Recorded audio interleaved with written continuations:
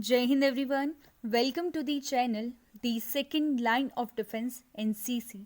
Today we are going to cover the most important topics as well as question from part first, that is drill. And your B and C certificate examination are very close, especially the B certificate exam that is on 7th and 8th of March. 7th most probably your theory will take place, and on 8th of March your practical will take place. So I'm covering the most important question for B certificate especially. So today I'm starting with the drill topic. So the very first question is, what are the aim of drill?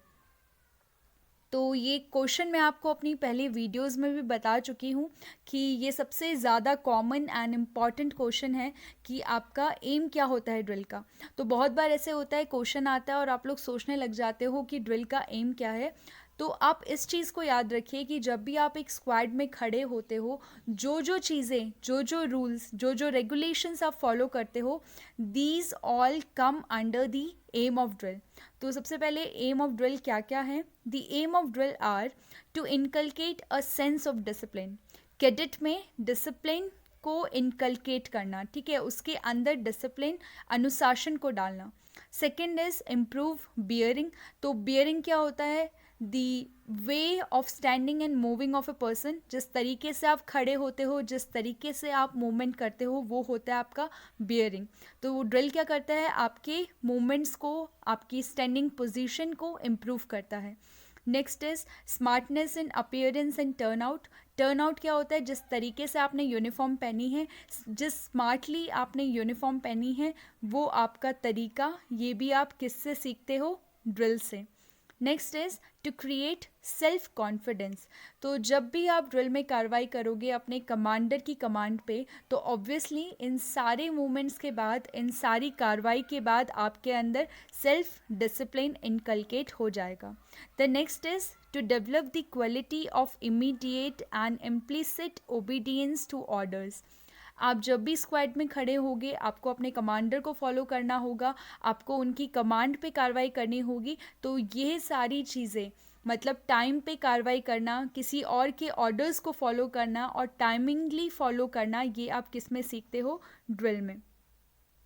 The second question is write the things to be followed prior to proceeding for drill. जब भी आप drill या भी जब भी आप squad में खड़े होते हो, ड्रिल करने वाले होते हो, तो कौन कौन सी चीज़ें आपको ध्यान में रखनी है?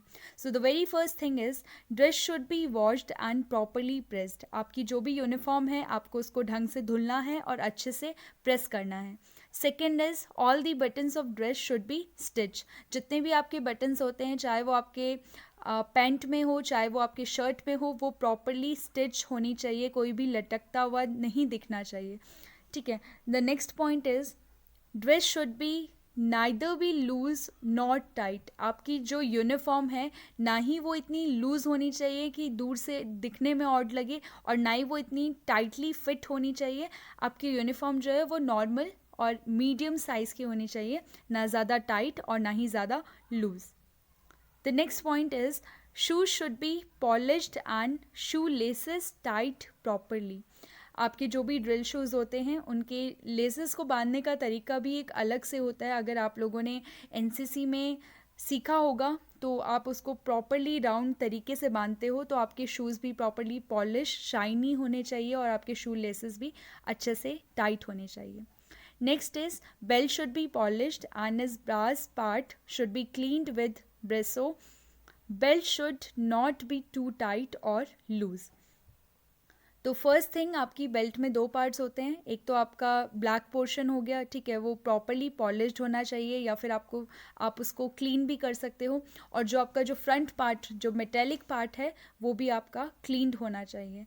और आपको एक बात याद रखनी है कि आपके जो बेल्ट में आपके एक तो लेदर पार्ट होता है, ठीक है, वो आपके बेल्ट के साइड में आता है. और एक जो सेकेंड लेदर पार्ट होता है, जो राउंडेड शेप का होता है, वो आपके बिल्कुल मिडिल में आता है, बैक साइड. और उसी में जो एक मेटेलिक पार्ट होता है हुक टाइप का, वो भी आपका बेल्ट में पीछे की साइड आता है, बिल्कुल मिडिल में. तो ये सारी चीज़ें आपको बेल्ट पहनते वक्त ध्यान में रखनी है. The next thing is here cut should be proper. So this is for boys cadet कि उनका जो हेयर कट है वो प्रॉपर होना चाहिए.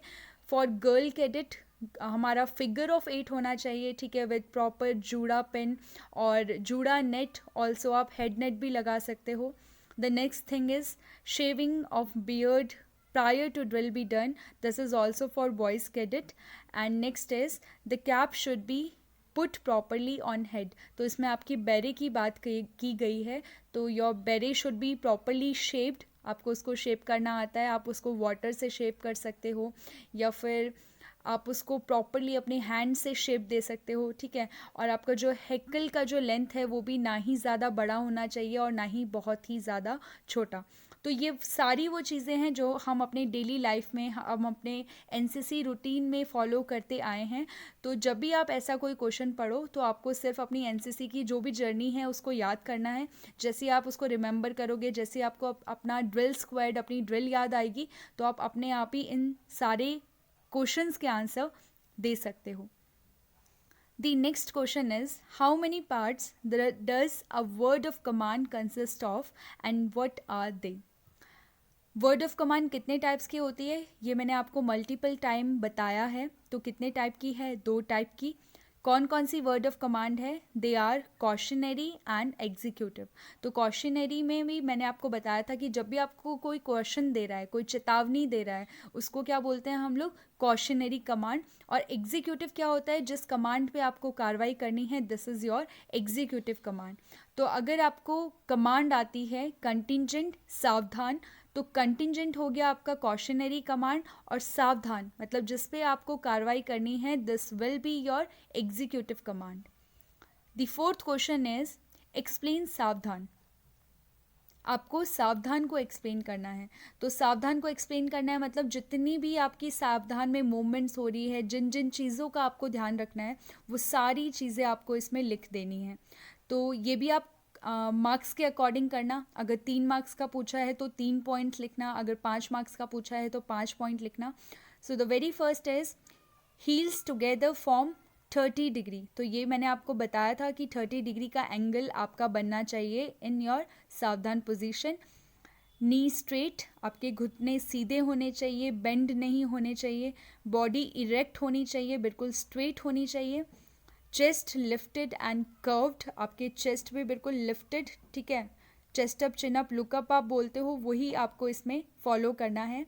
Next is shoulder square falling equally. आपके जो शोल्डर हैं वो इक्वल लेवल पे होना चाहिए, ऊपर नीचे नहीं. Next is arm hanging straight down. जब भी आप सावधान पोजीशन में खड़े होते हो, आपके जो हाथ हैं पहले तो आपकी पेंट के पैरेलल होने चाहिए, जो आपकी पेंट की साइड लाइन होती है उसके पैरेलल होना चाहिए. और सेकेंडली जो आपका थंब है, it should be pointing down towards the earth. Next is head erect, chin vertical, eye straight to the front. तो ये वही आपकी कार्रवाई होगी chest up, chin up, look up की. लुकअप में क्या हो गया? आपकी आई बॉल का मूवमेंट भी नहीं होना चाहिए. And the last is weight of the body resting equally on the heels and toe. जो भी आपका बॉडी वेट है, ये नहीं कि आपने अपना सारा बॉडी वेट अपने टो पे डाल दिया, और ऐसा भी नहीं कि सारा बॉडी वेट आपने एक पैर पे डाल दिया. आपका जो बॉडी वेट है वो इक्वली अपने टो पे भी और हील पे भी लाई होना चाहिए, ताकि आपकी बॉडी बैलेंस रहे ड्यूरिंग ऑल द कार्रवाई into your contingent. The fifth question is write some word of commands. तो जब भी आपको ये क्वेश्चन आता है, समझ लेना ये आपके लिए प्लस पॉइंट है, क्योंकि आपने फर्स्ट ईयर में अपनी सारी ट्रेनिंग ली होगी, तो उसके थ्रू आपको सारी वर्ड ऑफ कमांड याद हो गई होगी, ठीक है. So this is specially for B certificate cadets. तो आपकी वर्ड ऑफ कमांड कौन कौन सी है? सबसे पहले आप अपने सबसे सिंपलर कमांड से स्टार्ट करना. कौन सा हो गया? सावधान. सावधान मतलब अटेंशन. नेक्स्ट इज विश्राम. विश्राम का मतलब है स्टैंड एट ईज. और अगर आपको इसको एक्सप्लेन करने के लिए बोला जाए तो आप सावधान पोजीशन को भी एक्सप्लेन कर सकते हो, जो हमने अभी अभी डिस्कस किया है कि कौन कौन सी चीज़ें आपको सावधान पोजीशन में याद रखनी है, एंड विश्राम में भी आपको कौन कौन सी चीज़ें याद रखनी है. नेक्स्ट इज आराम से. आराम से का मतलब मैंने आपको बताया था कि इसमें भी कोई मूवमेंट नहीं होगा. इसका सिर्फ इतना मतलब है कि आप अपने लिम्स को, जो आप chest up, chin up, lookup करके इरेक्ट करके खड़े हुए थे, उनको आप रिलैक्स कर सकते हो. नेक्स्ट इज दाहिने बाएं पीछे मुड़. ठीक है। इसमें आपकी सारी आपकी जो 6 टर्निंग्स हैं, जो आप दाहिने मुड़ के फिर सेम पोजीशन पे आते हो, बाएं मुड़ के फिर से सेम पोजीशन पे आते हो, और पीछे मुड़ के फिर से आप सेम पोजीशन पे आते हो, वो सारी टर्निंग्स आपकी इसमें आ जाएंगी। ठीक है, आपकी 6 बेसिक टर्निंग्स।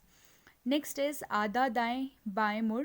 तो आधा दाएं आधा बाएं या फिर आधा पीछे मुड़ आपकी जो कमांड है वो थ्योरेटिकल है। अभी तक हमने कभी इसको प्रैक्टिकली इतना यूज़ नहीं किया है, मगर जब भी आपसे पूछा जाए तो आधा दाएं का मतलब क्या है, आपको राइट साइड 45 डिग्री तक मुड़ना है।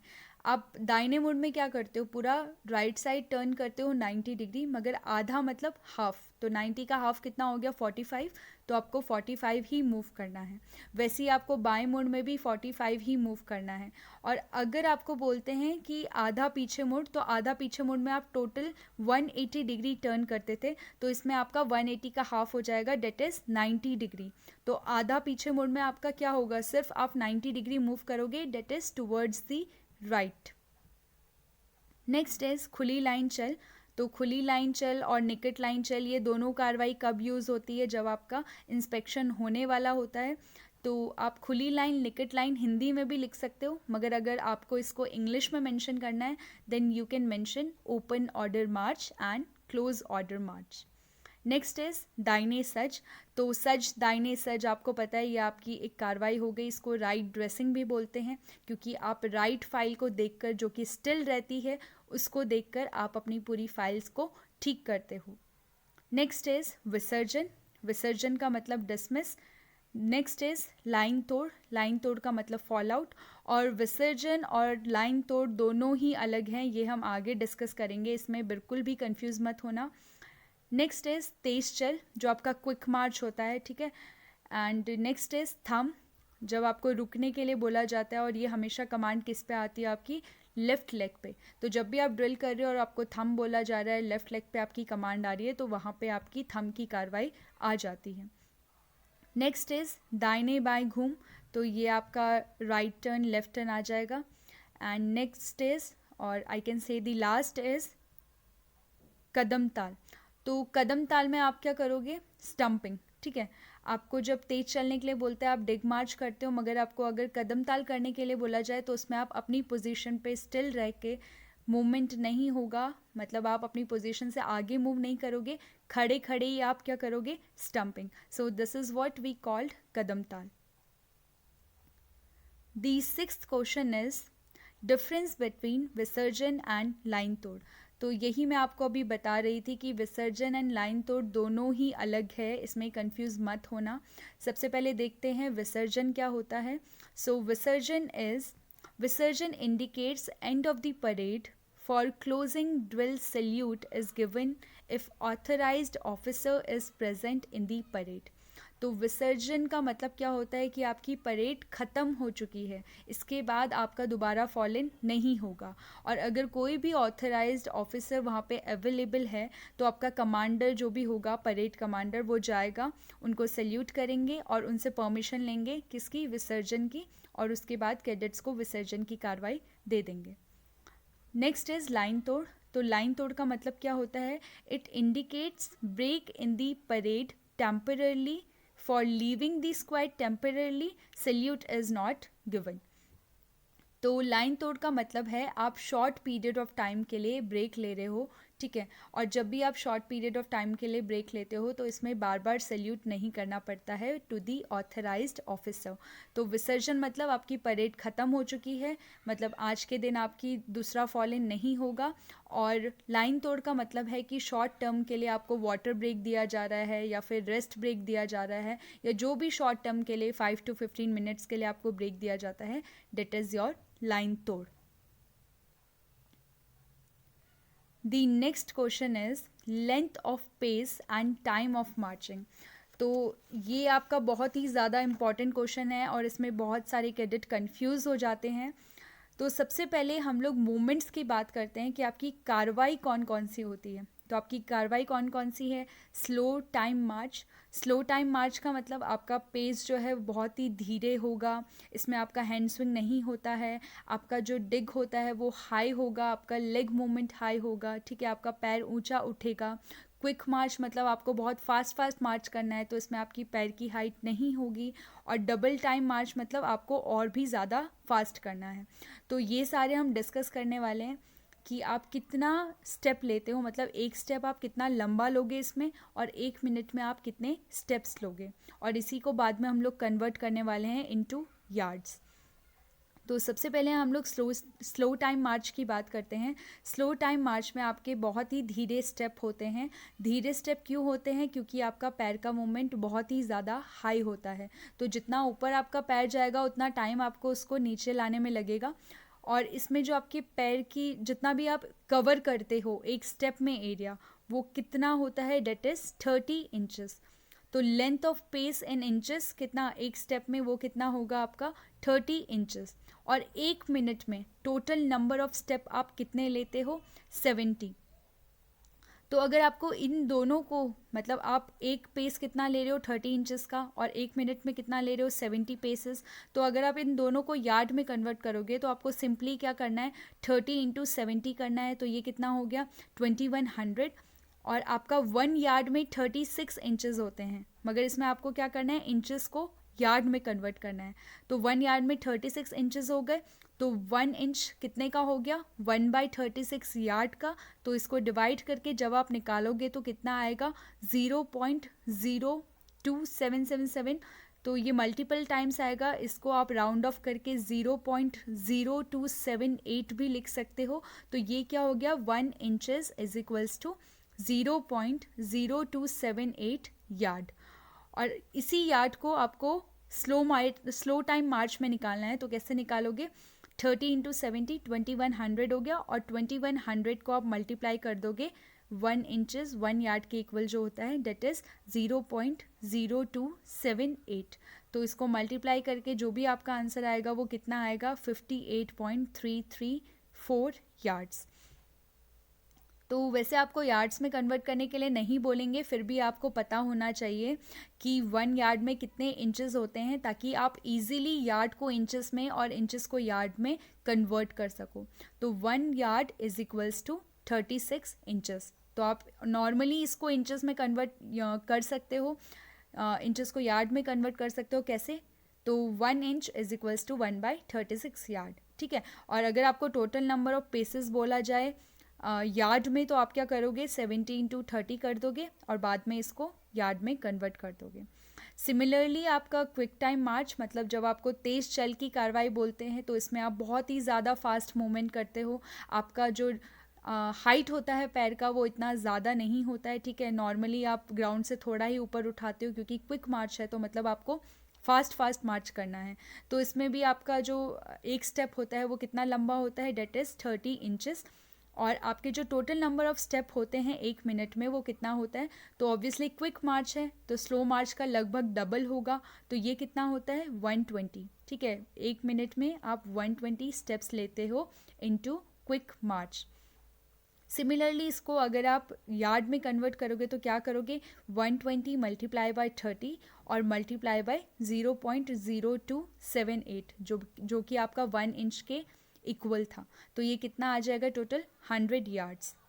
Next is double time march. तो आपकी स्पीड और डबल हो जाएगी। तो इसमें आप एक जो स्टेप है उसकी लेंथ क्या होगी? That is 40 inches. 1 मिनट में आप कितने स्टेप्स लोगे? That is 180 pace. और इसको अगर आप यार्ड में कन्वर्ट करोगे तो इट इज़ 200 यार्ड्स। तो ये हो गया आपका length of pace and time of marching.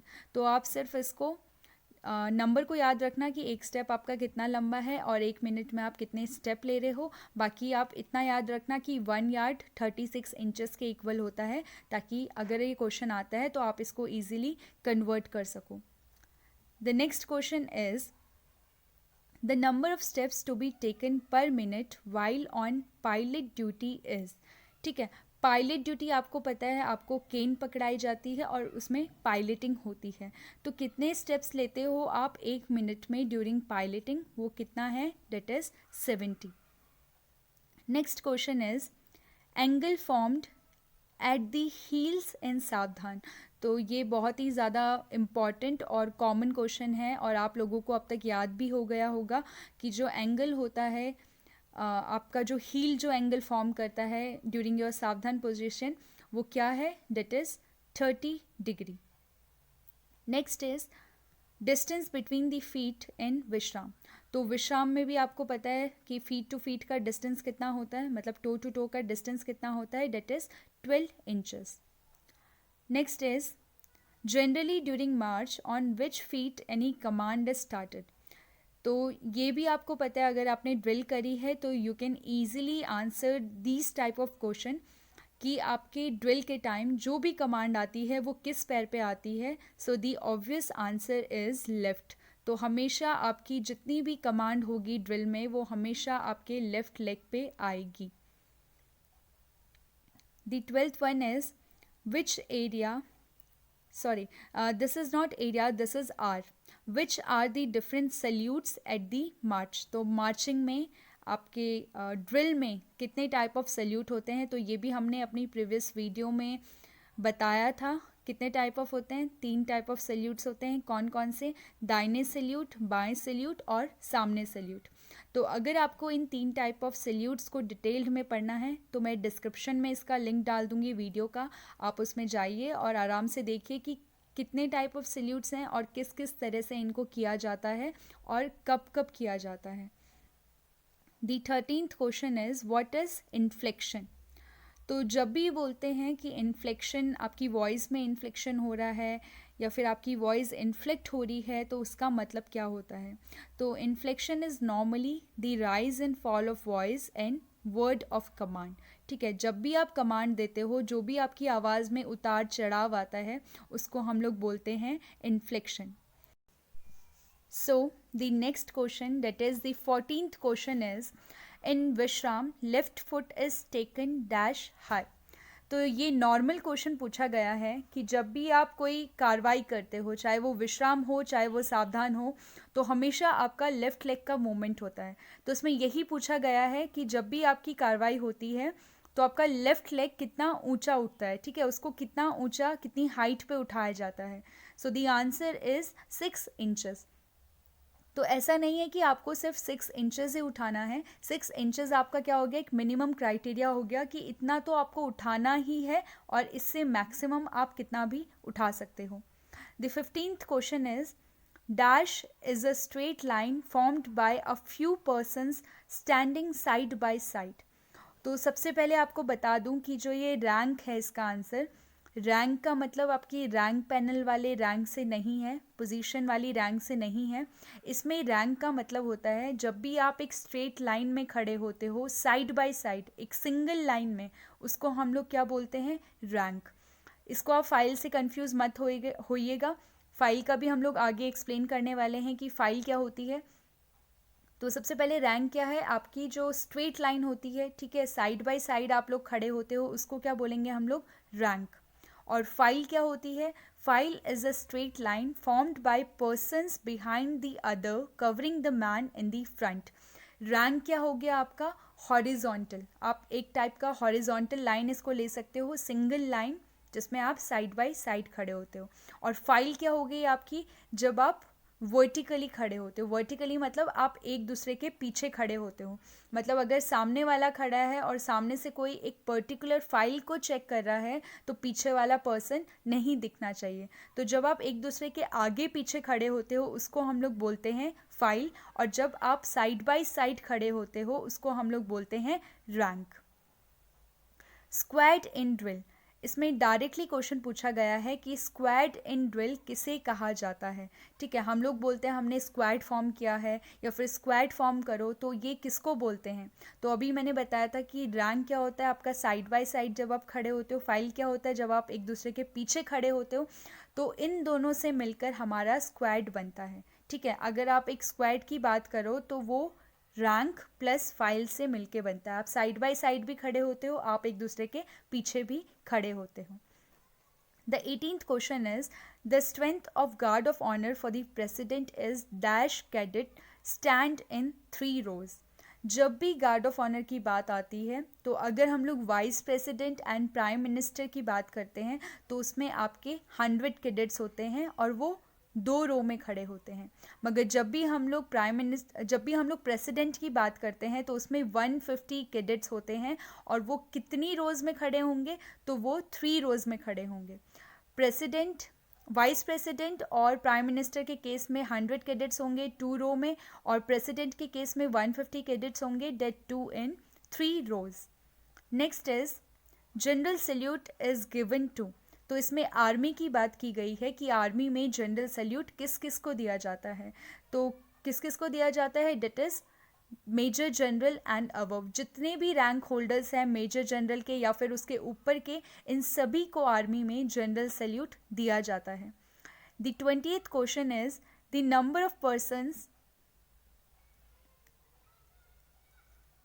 Of persons detailed for guard mounting in quarter guard is.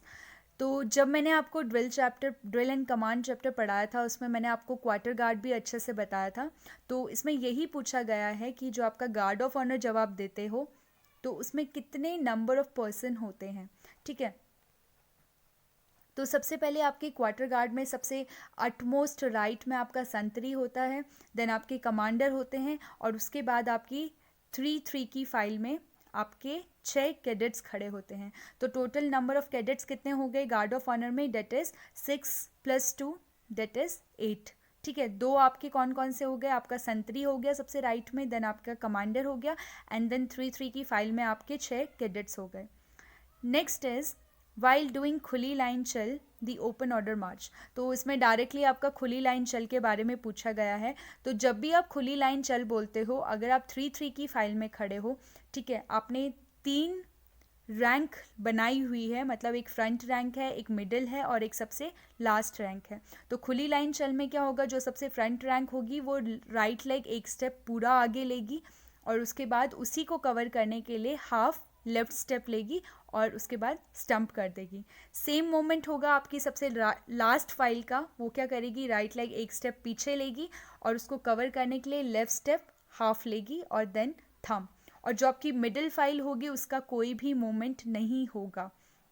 तो इसी को हम लोग बोलते हैं ओपन ऑर्डर मार्च। और ये कब किया जाता है, जब भी आपकी इंस्पेक्टिंग टीम आती है या फिर आपके कंटिंजेंट का इंस्पेक्शन होता है, तो तब आपका ओपन ऑर्डर मार्च होता है, ताकि जो आपके ऑफिसर हैं वो आराम से विदाउट एनी ऑब्स्टिकल वो आपके लाइंस को, आपकी रैंक्स को इंस्पेक्ट कर सकें। ठीक है, तब आपका यूज़ होता है खुली लाइन चल।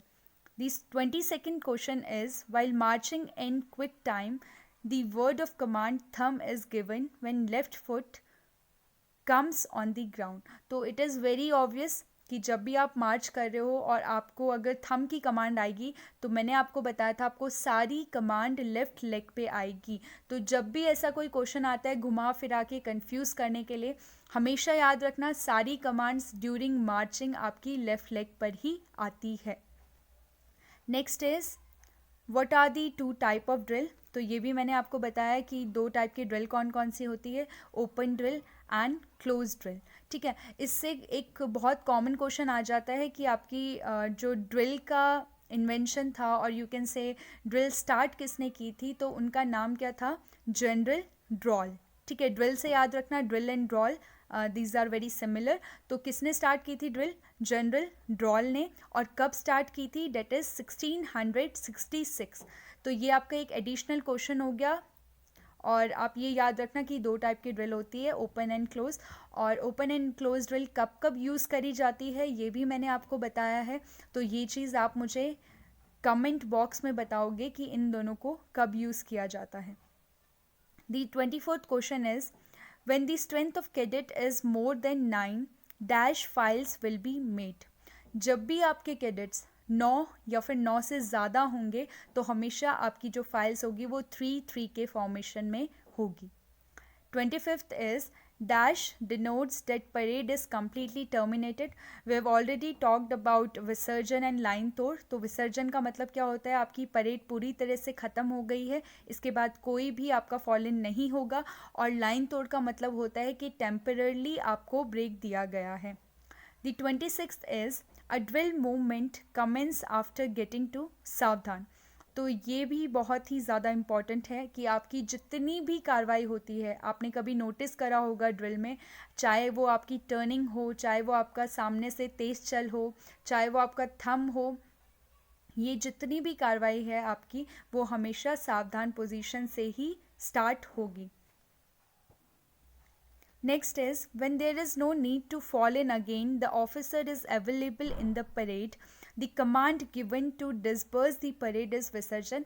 ये बार बार रिपीट हो रहा है तो समझ लेना इम्पॉर्टेंट है. तो विसर्जन का मतलब क्या है कि जब भी आपका दोबारा फॉल इन नहीं हो सकता और कोई भी ऑफिसर वहाँ पे खड़ा है, आपको उनको सैल्यूट देकर उनसे परमिशन लेनी है कि आपको विसर्जन करवाना है, और उसके बाद जो भी आपका कमांडर होगा वो आपके कंटिजेंट को विसर्जन की कार्रवाई देगा और आप विसर्जन करोगे. ठीक है.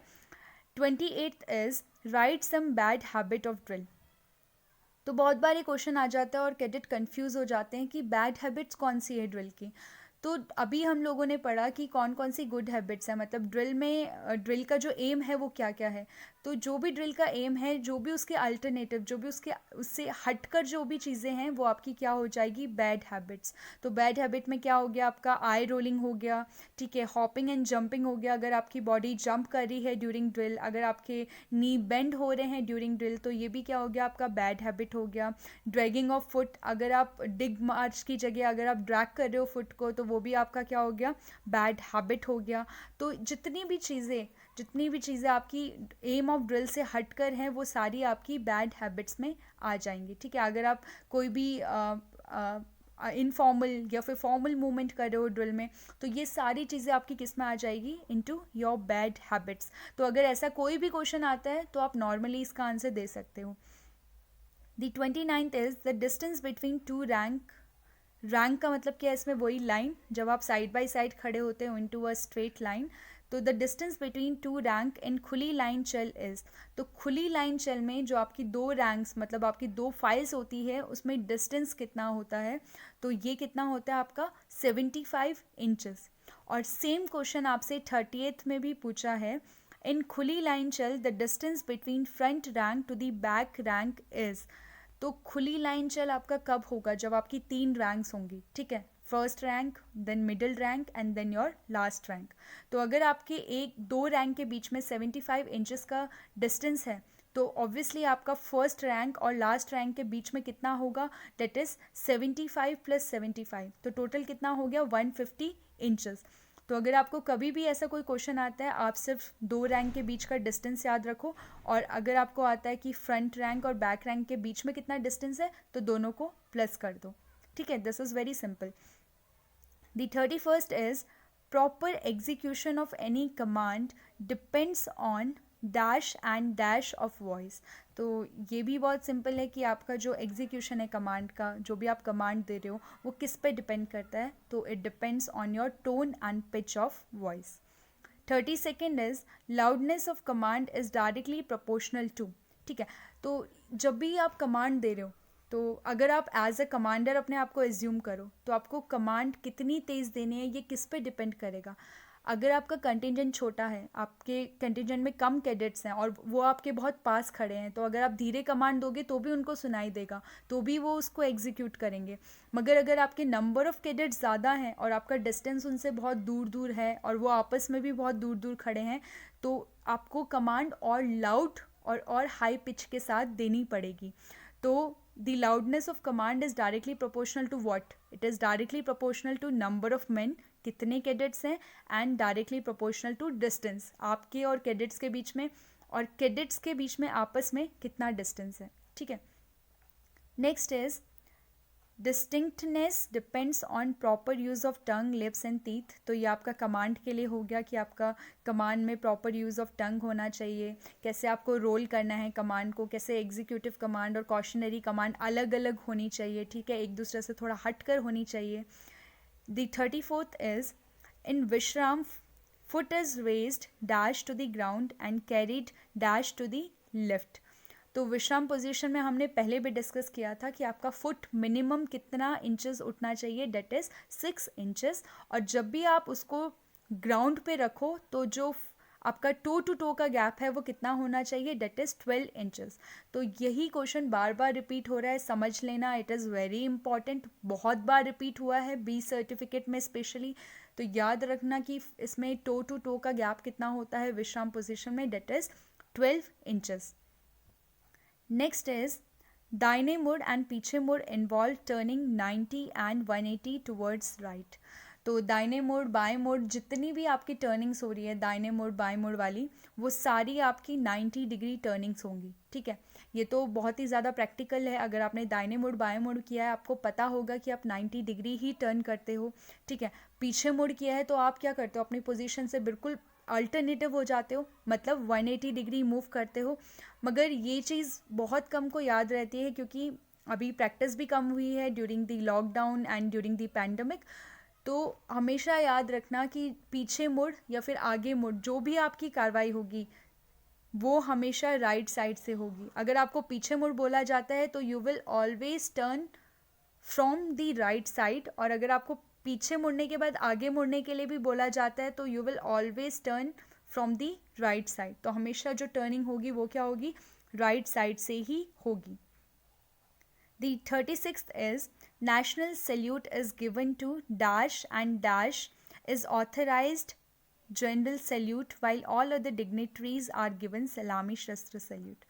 नेशनल सैल्यूट आपका किस किस को दिया जाता है, president of India, major general और उनके अबव जितनी भी रैंक्स है, आपका नेशनल सैल्यूट दिया जाता है प्रेसिडेंट ऑफ इंडिया या फिर governor of the state. And major general is authorize general salute, major general या फिर उनके अबव जितने भी रैंक होल्डर हैं उनको जनरल सैल्यूट दिया जाता है। और जो अदर डिग्निटरीज हैं उनको क्या दिया जाता है, सलामी शस्त्र सैल्यूट। जो भी आपकी गार्ड ऑफ ऑनर में सलामी शस्त्र होता है वो बाकी डिग्निटरीज को दिया जाता है। जनरल सैल्यूट मेजर जनरल या फिर उनके ऊपर वाली रैंक होल्डर्स को दिया जाता है, और नेशनल सैल्यूट आपका प्रेसिडेंट ऑफ इंडिया को दिया जाता है।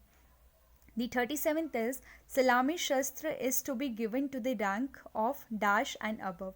सलामी शस्त्र किस किस को दिया जाता है, तो it is given to the rank of major, major rank के जितने भी ऑफिसर्स हैं उनको या फिर उनके ऊपर वाली रैंक होल्डर्स को दिया जाता है। The 38th क्वेश्चन इज बगल शस्त्र is given to the officer of rank dash. तो बगल शस्त्र किस किस को दिया जाता है, तो it is given to the officer of rank captain and below. तो कैप्टन और उनके नीचे जितने भी रैंक होल्डर्स हैं उन सभी को हम लोग बगल शस्त्र देते हैं।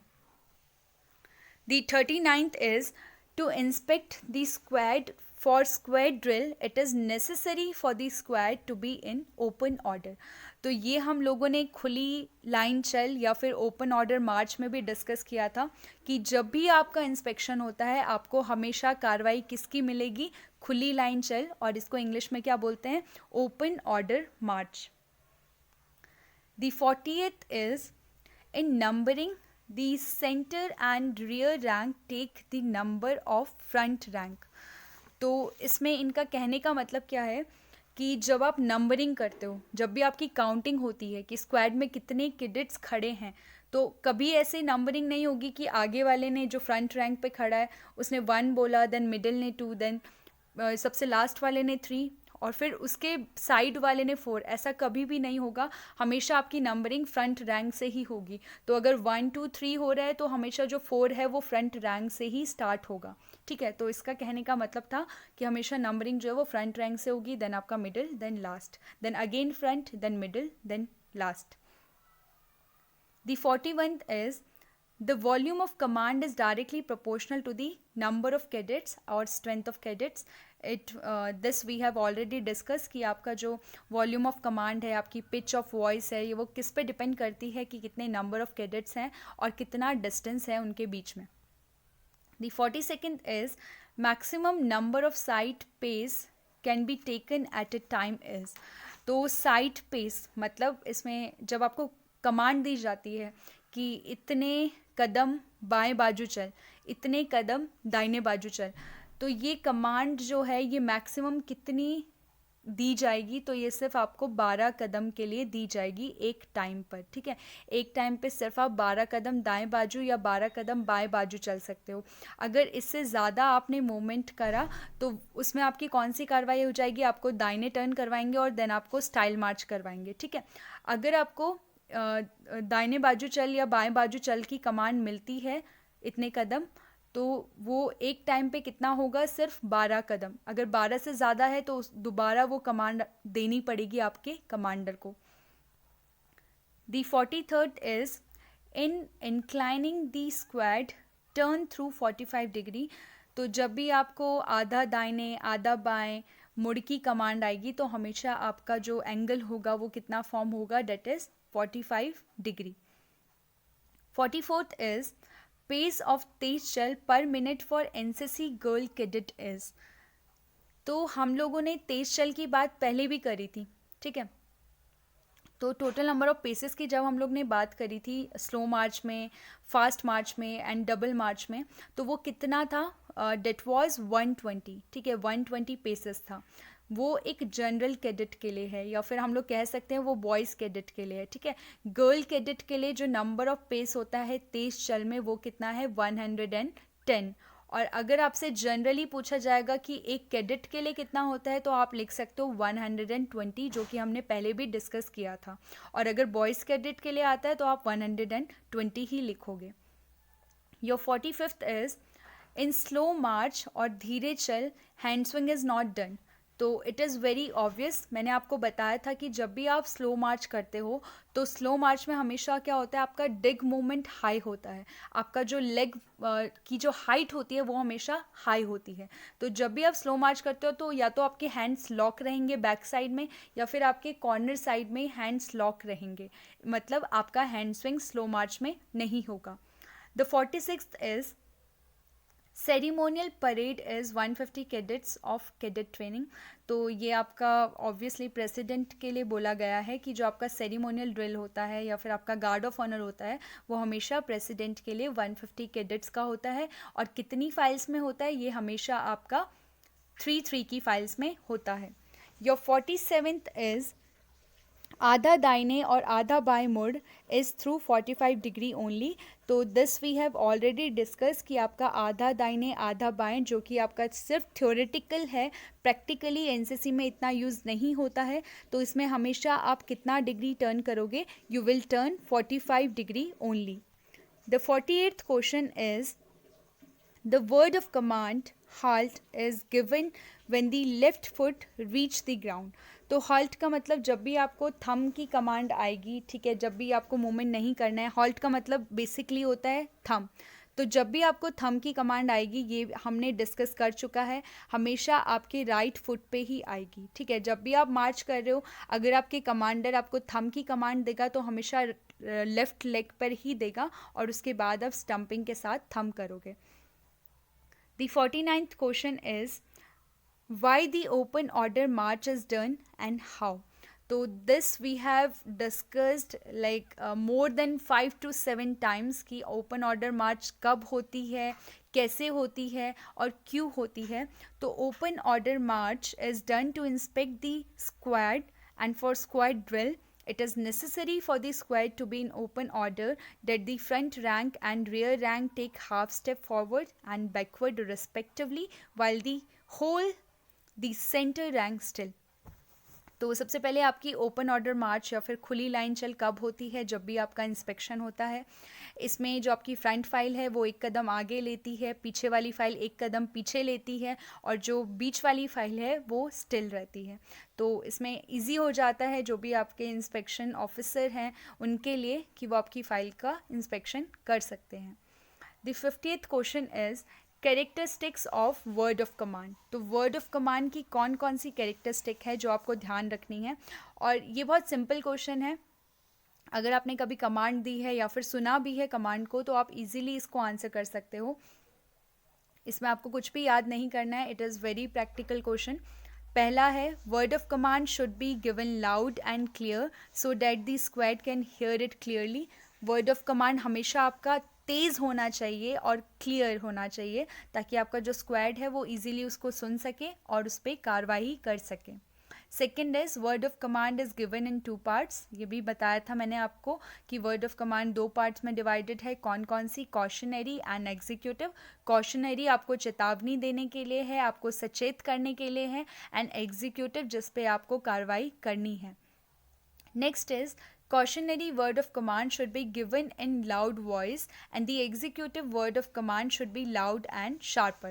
तो जब भी आप कॉशन कर रहे हो, सबसे पहले तो कॉशनरी कमांड को खींचा जाता है लंबा।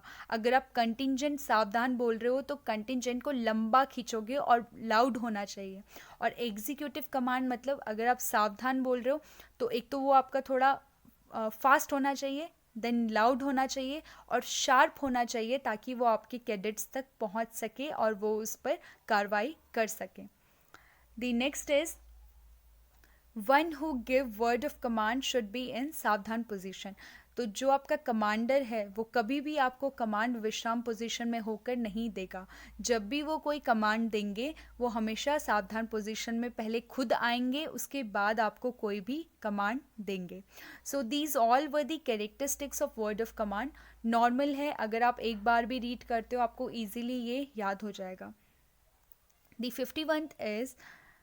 51st dignitaries who can be presented with guard of honour. तो ऐसे कौन कौन से डिग्निटरी है जिनको गार्ड ऑफ ऑनर दिया जाता है? तो ऐसे बहुत सारे क्वेश्चंस हैं जो बार बार रिपीट हो रहे हैं, जैसे आपका जनरल सैल्यूट किसको दिया जाता है, ठीक है, आपका सलामी किसको दी जाती है, आपका गार्ड ऑफ ऑनर किसको दिया जाता है, आपके president, prime minister, vice president, इसमें गार्ड ऑफ ऑनर की स्ट्रेंथ कितनी होती है, कितनी फाइल्स होती है। तो इन क्वेश्चंस को आप होल हार्टेडली याद कर लीजिएगा। So the answer of this question is president, vice president and prime minister, इन सबको गार्ड ऑफ ऑनर दिया जाता है। इनकी स्ट्रेंथ भी हम लोगों ने पहले डिस्कस कर चुकी है। प्रेसिडेंट के लिए 150 इन 3 files, vice president and prime minister के लिए 100 इन 2 files. Next is the governor of the state और लेफ्टिनेंट गवर्नर, ठीक है, गवर्नर स्टेट के और लेफ्टिनेंट गवर्नर आपके यूनियन टेरिटरी के, तो इनको भी गार्ड ऑफ ऑनर दिया जाता है। And the last is the defence minister और minister in the ministry of defence. जो भी आपके डिफेंस मिनिस्टर हैं, ठीक है, अभी आपके डिफेंस मिनिस्टर कौन है? राजनाथ सिंह, तो उनको भी गार्ड ऑफ ऑनर दिया जाएगा। और जो भी आपके मिनिस्टर हैं into ministry of defence, ministry of defence में जितने भी आपके मिनिस्टर हैं कोई भी, उनको गार्ड ऑफ ऑनर दिया जाएगा। The last question from this topic is sequence in which saluting and handing over a message is done। जब भी आप कोई मैसेज, अगर वो पेपर पे लिखा हो या फिर कोई स्क्रॉल हो, जब भी आप उस मैसेज को हैंड ओवर करना है आपको किसी को, तो आप किस तरह से हैंड ओवर करोगे? तो सबसे पहले तो आपका मैसेज हमेशा क्या होगा? लेफ्ट हैंड में होगा, ठीक है, आपके लेफ्ट आर्म में आपका मैसेज होगा। सबसे पहले आप थंब करोगे, सिंगल हैंड ड्रिल करके आओगे, हाल्ट मतलब थंब करोगे, कोई मूवमेंट नहीं होगा। उसके बाद आप राइट हैंड से सल्यूट करोगे, देन एक स्टेप आगे लोगे, राइट हैंड से अपने स्क्रॉल को या जो भी आपका मैसेज है वो निकाल के उनको हैंड ओवर करोगे, एंड देन आप एक स्टेप पीछे लोगे और फिर पीछे मुड़ के जो भी आपकी पोजीशन थी वहाँ पर वापस चले जाओगे। So this is the entire procedure for handling over a message to a person और to an officer. So these all were the questions from the drill topic. I will be covering all the topics in the next coming days. It means आपका जो theory का paper है 7th से पहले 6th तक मैं आपके सारे क्वेश्चन, सारे इंपॉर्टेंट क्वेश्चन कवर कर लूँगी। ड्यू टू टेक्निकल इश्यूज़ मैं सारी वीडियोस नहीं बना पाई, जितने भी आपकी प्रॉपर वीडियोस का सीक्वेंस चल रहा था वो नहीं हो पाया, मगर अब मैं कोशिश कर रही हूँ कि आपके सारे जो इम्पॉर्टेंट टॉपिक्स हैं वो क्वेश्चंस की फॉर्म में कवर हो जाएं। तो टिल 6 मैं आपके सारे टॉपिक्स एक एक करके कवर करती जाऊंगी। आज मैंने ड्रिल का किया है, आप इसको अच्छे से रिवाइज कर लीजिए। And these are the only questions जो आपके बार बार रिपीट होने वाले हैं, तो आप इस वीडियो को देखोगे तो आपका ये टॉपिक तो पूरा कवर हो ही जाएगा। So this was all about the video. If you like the video, please hit the like button and subscribe button, and obviously the bell icon for the future notification, because your B certificate examination is very close and I believe that these questions will help you for sure. Jai Hind.